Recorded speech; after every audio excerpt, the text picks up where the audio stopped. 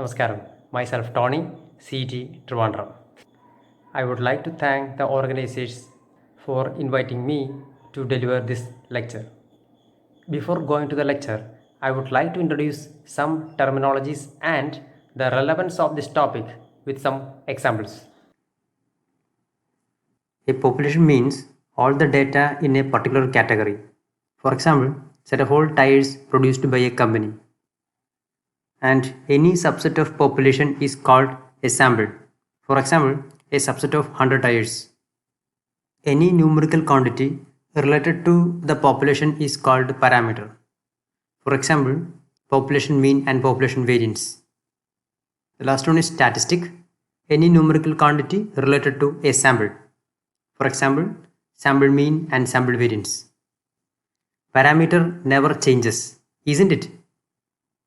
Yes, because it is related to population and population is fixed. Why do we study about sample and statistic? In most of the applications, parameters are unknown or expensive.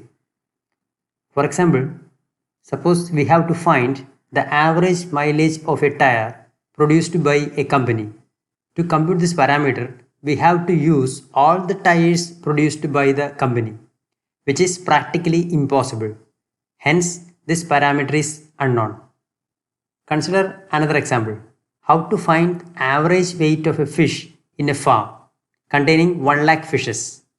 Is it possible to compute this parameter? Yes, it is possible, but it is expensive.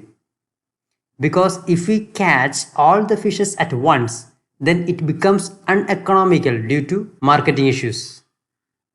So our aim is to estimate or approximate population parameters using statistics, as statistics are comparatively easy to evaluate and less expensive.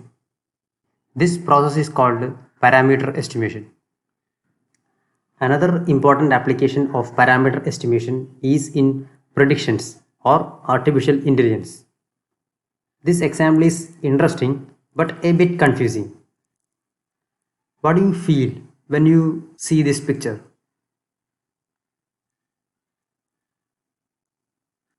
Some of you might think this as 0 or 9 or the alphabet A or even nonsense.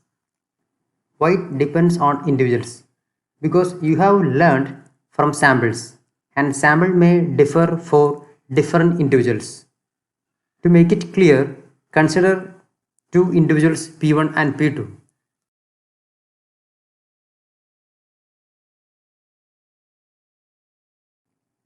In P1's mind, there is an average shape of 0, 9 and A formed from a sample. Same is for P2 also. But the samples may differ. So when P1 and P2 saw this picture, they have compared this picture with their average shapes of 0, 9 and A. If it is close to 0 for P1, then P1 assumes it as 0, and for P2 it might be 9. Still the question is there. What is this picture? P1 is correct or P2 or both are wrong? It depends your sample and statistic. This prediction can be improved if you know the average shape of 0, 9 and A of the respective population. So for better prediction, we have to know the parameters. But in the beginning, we have seen that the parameters are unknown. So we are forced to estimate the parameter from a sample. That is why statistic should be a good estimate of parameter. Machines are also similar to human beings. They also learn from samples. The difference is that machines learn everything in terms of numbers. But for humans, still we don't know how it exactly works. Once if we know the learning process of human, then we can easily implement it for machines for a wonderful life. So if statistic is a good estimate of parameter, then prediction is good. which is the basis of artificial intelligence.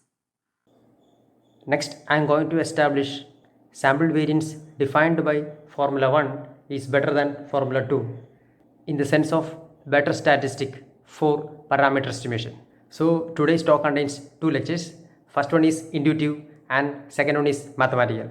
If you have any doubt, then please post in the comment box. Let's start with the first lecture. Please enjoy.